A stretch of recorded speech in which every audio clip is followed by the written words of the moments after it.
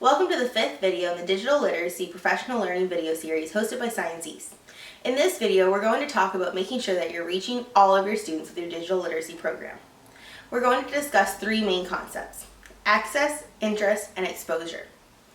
When we're talking about access, there's three questions that you need to ask. The first is, do your students have access to internet and technology at their home?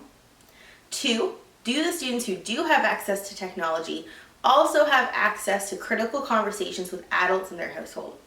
And 3, do you as a teacher have access to technology and internet at your school? If your answer to the third one is a no, make sure you're checking out your school, your district, local libraries, and then Science East for information on how you can acquire the technology. The second concept is interest. Like any other subject, it's really important that your students have the free time to pursue their interest in digital literacy. This comes into play with exploration time, free time, and choice projects. The third concept is exposure. The earlier that students are taught how to use robots, digital literacy, and coding, the better. Stereotypes need to be broken down before the ages of 8 to 11, when interest in STEM and computer science often start to diminish. So let's talk about stereotypes for a minute. What do you picture when I say a hacker or a coder? Typically, you would picture a white male in a hoodie sitting at a computer desk alone. Even when you're using robots, it's really easy to refer to the robot as a he. Technology, computer science, engineering is still a male-dominated field, and these stereotypes affect your students' interest. Women own less than 10% of startups in the world. Less than 2% of tech teams include women, and the cybersecurity field only has 14% women. In the US, 57% of bachelor degrees are held by women, yet only 19% of ICT degrees are held by women. And despite all of this, 3 in 4 girls express interest in computer science.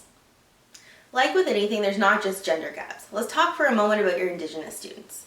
First Nation communities are more likely to not have access to technology or internet.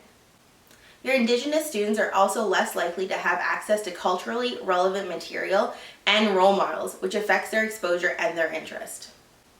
The census reports 5% of Canada's population as Indigenous, even though we know this number is higher, and yet only 1.2% of Canada's tech workers identify as Indigenous. So what can you as an educator do to help close this gender and cultural gap? The first is being aware of where your bias and prejudice lies. Are you placing the same expectations onto all of your students? And are you placing the same expectations onto yourself? The second is that you need to make sure that you're referring to technology in gender-neutral terms so that one group of students doesn't feel alienated from using the technology.